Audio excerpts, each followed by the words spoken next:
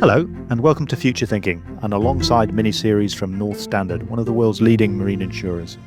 I'm Mike Salthouse, and in this series, together with my colleague Helen Barden, and with the help of our guests, we will be looking at new technology and how this will impact the maritime industry. In this first episode, I'm joined by the renowned futurist K.D. Adamson, who I learned recently is the parent of a serving seafarer, so some real-life insight into the application of technology on ships. Kate, welcome to the podcast. Thank you very much. It's a great pleasure to be here. Excellent. So where to start? Well, I suppose most of the shipping industry is convinced that new technology will significantly impact working practices and ship operations, but we're all a little uncomfortable, uncertain perhaps, talking about what those impacts are going to look like. And certainly few of us in the industry would really dare to suggest that they fully understand the impact or the potential of the technological changes that we're starting to see. So I was curious to see that you describe yourself as a renegade futurist who deconstructs the techno-optimist narrative, showing tomorrow isn't a tech problem, it's a value problem, and other futures are available. So I wonder if we could start by saying, in the context of the shipping industry, specifically, what do you mean by that, and how your views might translate into the specifics of the shipping industry? Okay, well, I think to take a step back, where to start is probably that the post-war era really has been defined by this idea that technology will determine the future, and specifically corporate science and technology. These days, when you say you're a futurist, everyone just assumes that you talk about technology, right? Because, that's what the future is all about. So people are often very surprised when I don't.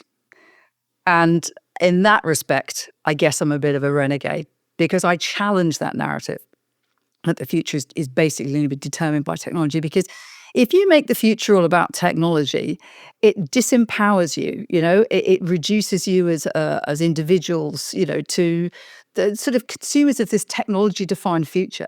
And we're at a really important turning point now. I think it makes you feel like if you don't understand technology, you can't influence the future, right? And it's interesting the way you open this conversation. There are a lot of people who really wouldn't feel comfortable, making any pronouncements about, where technology will go or how well they understand it. And I think that's a real problem. The very fact that people feel like that is an issue because what that enables technology companies and technology evangelists to do is to start owning the future and the real estate of your head, right? And that's not a good thing. So technology is basically morally neutral until we use it. Technology is a tool. And that's why the future is going to be determined by what we value, not actually by the technology that we create. So if I understand some of the material that you publish correctly, it's global multinational operations such as the shipping industry, which actually have a particular vulnerability to advances in technology. And I'm really wondering therefore, given what you say, it's more about values than simply the technology, how can the shipping industry approach the adoption of new technology, which is coming really whether it likes it or not, in a way that sort of builds resilience towards it and perhaps protects the things that are important to it? I think I need to go back to this value thing because up until now, the closest that we've really come globally to shared values are money and economics, right? And that's breaking down. That's the big issue that's behind all of this technology stuff because today, probably as we're talking now, President Trump is being inaugurated. And his return to the White House really does signal the end of this post-war sort of globalization consensus, this neoliberal market fundamentalism. And what that's allowed business and particularly globalized multinational business to do is to be neutral. It can be politically impartial in search of its profit. Yeah. But today, shipping is deep sea shipping is a comparatively simple business, actually, Yes. with comparatively low costs and comparatively low barriers to entry. And tomorrow it's going to be completely the opposite. Because in this new moral age, everything from sanctions busting to diversity, emissions, all these kind of things are becoming increasingly uncomfortable. And these are not things that we've had to talk about in the past. This has been very much hidden away, the spotlight is being shone on them. And so we've got these problematic business models. We've got the risk of stranded assets, governance issues, demand volume pressures, and all these misaligned incentives. And also these highly complex, evolving customer demands and expectations. So navigating this new moral age is going to be a defining challenge for a whole generation of business leaders in shipping. And the connectivity and the technology that has enabled globalization is now becoming a major emerging threat, right? Because wherever you are in the world, whatever your business is, cyber attack is the greatest risk that you face currently. Yeah. And we've seen devastating state-sponsored cyber attacks on all sorts of infrastructure. And last year, we had a new front that opened up in terms of the weaponization of the supply chain when the Israeli shell companies created these exploding pages and detonated them in public spaces, right? Now, I'm not going to even begin to discuss the rights and wrongs of that, but the fact is it happened. And we've now, not since then, but even before then, we'd seen cargo planes targeted, we've seen warehouses targeted. So the point is that supply chains, which have been so global and are so global, have been really incredibly safe because we've all wanted global trade to be a force for good. And the thing is now global trade is becoming weaponized. So the global technology model, as I say, has been fundamentally undermined by this. In the old days, you could be technology agnostic. As long as your tech was affordable, it was fit for purpose, it was efficient, then that was absolutely fine. Now, you've got to think much more carefully. It's got to be geostrategically and geopolitically aligned. Where is your data? What platforms are you using? And there's a whole range of much wider enterprise risks that you've got to take into account, which go way beyond how efficient it is. So I think the bottom line here is that the age of optimization is kind of over, because optimization, by definition, means that you need a degree of certainty about the circumstances you're optimizing for. Because by definition, what optimization does is it reduces resilience and it reduces adaptability. But we're losing that certainty, which means that optimizing to the nth degree isn't practical anymore. And what's being exposed is all sorts of concentration of dependence, which is really interesting. Do you remember last year when the CrowdStrike outage happened? Yes. All sorts of stuff all over the world went down. People had no idea that somewhere, in the digital background, they were dependent upon CrowdStrike. If you look at the cloud market, something like 70% of the cloud market globally is controlled by 4 players, 30% of that by Amazon Web Services. If something happens to Amazon, knock-on effects are huge. Look at it in the shipping and maritime industry. Virtually all the SOLAS registered fleet is reliant on the Inmarsat network for GMDSS coverage. You take Inmarsat out, and as an insurer, you'll know full well they're not insured. That's a compliance, that's a carriage requirement for a vessel. And if that's not working, the ship's not insured. So we have these enormous concentrations of dependence on this invisible infrastructure that lots of people aren't even aware of. And again, that's fine when everybody plays nice. But when people stop playing nice, this becomes an absolutely enormous problem. So how do you address that? Well, for shipping and maritime, it's important to remember when it comes to technology that IMO has basically been the customer. Yeah. Right? So what suppliers have done is create technology products and services to meet IMO mandates rather than actually innovating, understanding their customer and working with them to create stuff that they wanted to buy. They've just created stuff that they knew they had to buy. So we talk about disruptive innovation. What we really need, I always say, is integrative invention. We're already seeing what's been described as friendshoring, the idea that we trade primarily with countries that share our values. I actually talk about values chains. We're moving from value chains to values chains. And that means we've got to make choices about who we do business with. Do you think actually shipping has a sort of latent resilience to that, simply because it's historically been quite a slow adopter of technology? I mean, ships have been, until quite recently, very simple things. So do you actually think that because it perhaps hasn't invested in some of the cutting edge technologies that might be available in the way that perhaps the airline industry has, that actually there is inbuilt resilience in shipping, and it can still catch this values chain now before it becomes too late? Or I think that we talked a lot, over the last 10 or 12 years about, the air gap, the idea that the ship was remote, from an awful lot of things. And actually that was an enormous benefit. And the huge downside of, all this about the ship is just going to be a remote office, well, that's great in certain respects, but, what that has exposed shipping to is the kind of cyber attacks that it was never a huge problem before. I mean, I remember going back to 2013, there was a Transcom report, the US Transportation Committee. They reckoned that something like 80% of the US fleet had advanced persistent threat malware sitting on their networks waiting to be activated. So, this has been an enormous downside of all this connectivity. And at the same time, you've also found that an awful lot of this technology that's been adopted has just disappointed people. And that's often because people have adopted technology to solve cultural problems. And it doesn't solve cultural problems. I hear again and again, oh, well, we just need the technical people, and the commercial people to talk to each other. Well, the thing is, you can implement all sorts of, chat software and this, that, and the other. If these people don't want to speak to each other, they're not going to. So an awful lot of digital transformation has been about implementing technology to try and solve issues that were within the enterprise and were cultural. And that's why an awful lot of it just hasn't worked. Let's talk a little bit about AI, artificial intelligence, and the risks it poses. Obviously, it offers a lot. It promises to unlock a new technological age. What do you think are the risks and opportunities that are in the shipping industry that are posed by AI? Well, I think to sort of talk about AI more broadly, it's a great example of the Thomas theorem, which, if you're not familiar with that, it goes like this. If men define situations as real, then they are real in their consequences. Mm-hmm. Because, I mean, let's talk about this existential risk, technological singularity, sentient AI stuff. ChatGPT, impressive though it is actually just a pimped out autocorrect, right?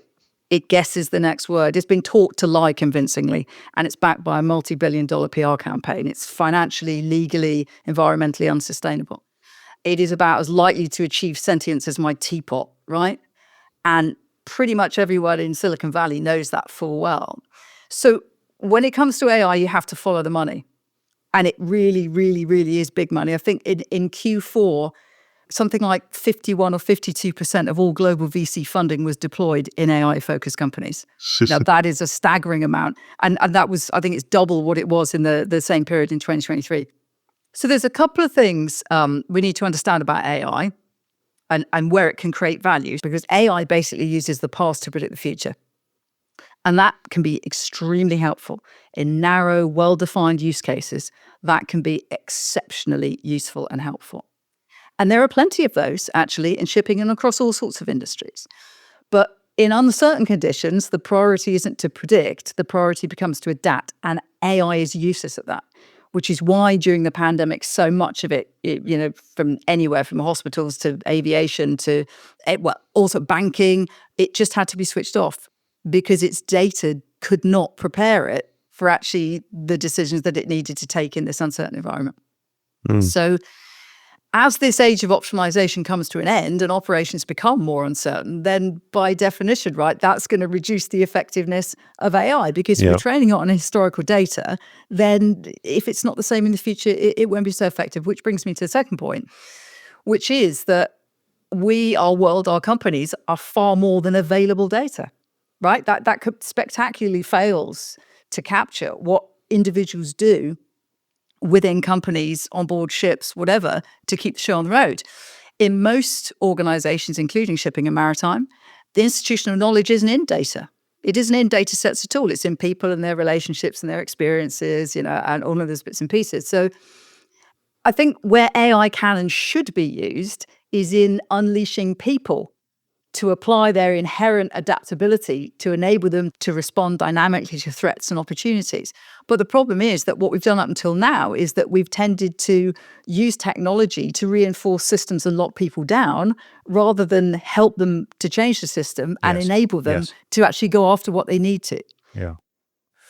Gosh, right. Well, I'm not sure whether I'm reassured or even more alarmed with that particular response. Of course, the big technical change currently underway in the shipping industry is the transition to low zero carbon fuels, and perhaps we could turn to that now. I'm just wondering, there again, looking as the world is changing and the new technology is starting to come online, what the risks and opportunities for the maritime industry are really associated with that. What are your thoughts on that? Well, I like to talk about shipping having what I describe as a bunker mentality. We're just focused on fuel all the time. This myopic focus on emissions and what's going to drive decarbonisation.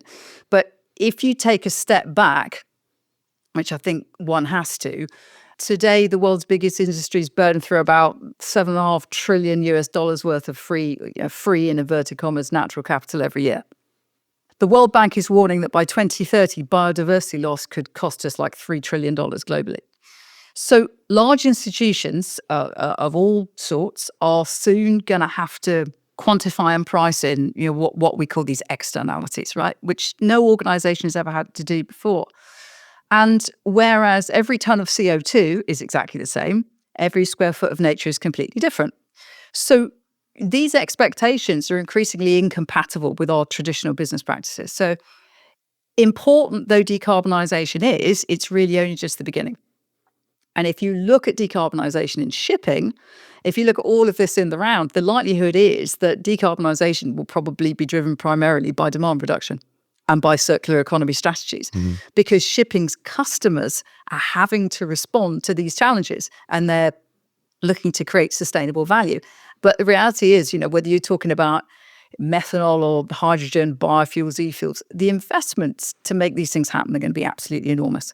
To come anywhere near replacing, the demand that we have for bunkers today. And of course, shipping is in competition with all these different industries as well. So ultimately, once again, it comes down to choices are going to have to be made. Yes. And I think when we talk about societal acceptance, it's probably also just talking about nuclear too. Nuclear is not a renewable fuel, which I'm always astonished that some people don't seem to realise, because everyone talks about it being clean. They sort of think it's renewable. No, it's not. Nuclear waste is nuclear waste. The very idea that nuclear fission, with all its inherent dangers, is something that any society is going to be comfortable letting loose into the wild west of the deep ocean, I think is laughable. I really do. Yeah, fascinating. I suppose it is the only real fuel that actually, no pun intended, provides a little bit more bang for your buck than what it's replacing, and that's really why I guess there is so much interest in it. Let's talk about the crew, and I know your daughter's chosen a seafaring career, which I'm absolutely delighted to hear. What advice would you give to today's seafarers? I mean, their career. I think we all agree that shipping is in a period of transition. There's so much, whether it's geopolitics, it's technology, there's huge changes going on. So how do you think their careers are going to change? Your daughter's career is going to change over the time that she's at sea, and what skills might she need to acquire? And really, how do we go about training them for the future? Again, taking a bit of a step back, there's been this narrative for a long time that we desperately need to attract new talent into shipping and maritime, and we have this seafarer shortage that everyone's talking about, and as a result, everybody has to talk the industry up. Mm-hmm. And I don't disagree with that, because I think shipping and maritime actually is a wonderful place for the right kind of person. You've got to be a fairly tough cookie. If you can give as good as you get and you're fairly broad-minded, culturally it's very diverse. I think there's huge opportunities, for wonderful experiences. And when Clemmy, my daughter, happened to go on a ship and say, my goodness me, I think I've found the thing I want to do for the rest of my life. I mean, I couldn't have been happier for her. However, I think one of the most depressing stats I've seen recently, and I read a lot of stats and a lot of them are depressing, so this is quite a claim. But seriously, is the Seafarers Happiness Index, right? Yeah. It's seen its longest sustained decline since it was founded. And when you look at what seafarers are talking about, they're citing overwhelming workloads, they're citing unmanageable responsibilities and systemic issues. This should concern absolutely everyone. What seafarers really want is decent contracts. They want cadetships. There are the number of seafarers waiting for cadetships. We talk about the seafarer shortage, but actually there's lots and lots of seafarers that are trying to get their qualifications and they can't find them. And they want sick pay, they want safer working conditions, they want security, they want respect. But the industry just wants to talk about technology. And this isn't lost on seafarers. We need to understand that this is not necessarily shipping's fault, because investing in people is uncompetitive, right? Yes. It isn't as tax efficient or as profitable as investing in technology or ships or robots. And the reason for that is because we subsidize capital and we tax labor, right? And that's a policy choice. That's nothing to do with shipping and maritime. But what is happening is we're beginning to use this seafarer shortage to justify automation. And once again, you have to follow the money here. I mean, it was last year, Kongsberg got this approval in principle from DNV to move the chief engineer from these vessels to remote operations center. And I believe, they were saying that one chief could manage 5 or 6 ships. These are high-skilled jobs disappearing. And seafarers recognize that, because one thing seafarers are not is stupid, right? They can see what's going on. To my mind, what we really need to do is to remake the shipping ecosystem to create shared outcomes. And I think the way that we do that is we incentivize and we prioritize standardized operating interfaces.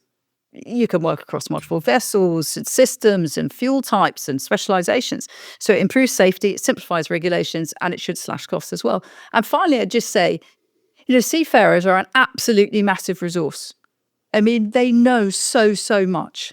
They do this day to day. And yet in all these discussions about the future of the industry, it's all happening, in ship managers, ship operators, technology suppliers, regulators. And where are the seafarers in this? So I am with the Werner von Braun, who once said, the best computer is a man, and it's the only one that can be mass-produced by unskilled labour. There you go. I've put my marker in the ground. Well, that's a great shout out for the seafarers and the fantastic skills they bring to the industry. So thank you very much for that. What about blind spots for our industry? Is there something we're missing? Do you see anything sort of creeping up on the shipping industry that it hasn't seen as we go through this sort of these changes? I mean, there are a whole range of sort of risks out there, and you're in the business of risk, Mike. You know that there are all sorts of places that produce all these risk monitors that anybody can read. It's just most people don't bother. But I'd say, sort of on a wider point, what's quite interesting about technological innovation and deployment is that amid all this AI hype, actually the rate and the quality of innovation and technology breakthroughs is slowing down. Yeah. And it's slowing down quite significantly, and not a lot of people realize that. So I would really urge all ship operators and maritime players to start pushing back on the hype about being left behind, and start with focusing on one thing, which is value, right? Because is this technology going to realize value for my organization and my stakeholders? And if that technology doesn't have a clear use case and a clear, strong value proposition, then don't buy it. Don't bother with it. Mm-hmm. That does not make you a dinosaur. That makes you sensible. Okay? Yeah. I think there are also some blind spots around how unreliable our assumptions are about the world around us. So here's something interesting. I think this year about 181 zettabytes of data we're going to create, capture, copy, and consume, right? But actually only about 9 to 10% of that data is new. So the recursion rate of data, the rate at which the same data is being processed again, that's rising exponentially. But new data is a tiny percentage. And if you reverse that, you could change the world. You really could. I think there's some blind spots around that. And then finally, there are some really big opportunities for ship operators to use technology to integrate far more closely with their value chains. In future, it's about becoming a core partner rather than a commodity provider. Yes. And key to this is a real granular understanding, not just of your customer, but your customer's customer. Yes. Right? This is a huge opportunity. Enterprise and value chain agility, as I describe it. And digital is a key enabler of that. Well, that's fascinating. And I think so many of us who value the sort of relationships in shipping will sort of take heart from those last comments of yours. So we're getting towards the end now. And the last question I really wanted to ask you is the sort of $50 million question that faces every single ship owner, which is, they have the unenviable task of investing in an asset with a life of 25 years, which is a long time, I think, in today's world. And they're unsure about the technologies that are going to come in over that time. They're unsure about the skills the crew are going to need. They're unsure even really what engine to put in the ship, which fuel they're going to burn. What would be the sort of practical down-to-earth advice you'd give to a ship owner as to how to approach this $50 million question as they're trying to work out what sort of ship to buy, what sort of ship to invest in, how to train people, how to make use of their asset, how to spend their money? I think it's a bit of a paradigm shift. It's about adopting an ecosystem mindset. You have to reimagine shipping as part of an ecosystem. Now, we talk about the shipping industry. There is no shipping industry. There's a collection of sectors. And I think people who work in shipping get that, right? Mm-hmm. But instead of just talking about different sectors, you've got to start looking at those sectors within the ecosystem that they play in. So once you start looking at that, then the questions change. Because ultimately, what we really want is systemic change that de-risks investments across the piece. So, for example, instead of talking about decarbonisation of shipping, think about net zero supply chains or value chains. So right now, about 8 supply chains are responsible for more than 50% of global emissions. Right. And Boston Consulting Group did some work, and they reckoned that to make those net zero would raise the cost to consumers, end consumers, between 1% and 4%, which is not really an awful lot. But the problem is the people who bear all the emissions, right, are the people making the least margin. The people with the least emissions are making the most margin. So Yes. what you have to do is to come together as an ecosystem. You need to back subsidize, you need to de-risk that, with long-term contracts for freightment, fuel offtake agreements, all these kind of things. So that's the kind of change that you can drive when you start thinking in ecosystem terms. And green corridors are a great example of the beginnings of this kind of thinking. I would say finally that we need to understand the impact of sustainability beyond decarbonisation. And this is something that I think is absolutely right here and now, something that ship owners and operators should be looking at, because the reality is that building a new ship is far less sustainable than trading a dirty ship for much, much longer, right? That's the truth of it. We're going to end up here. It's just going to take a few years before we start having the conversation. And if we get ahead of it now, and instead of just talking about emissions, we talk about the impact, the whole environmental impact of the ship itself, then that could be something absolutely fascinating. I've already had several conversations with ship owners and operators around this. And as I say, I think that could be a massive opportunity that we should be capturing and thinking about right now. Not just an opportunity for shipping to make money or to benefit, but actually environmentally for us not to get hung up on emissions, but to actually understand the wider impacts of the industry on the environment. Fascinating. Food for thought.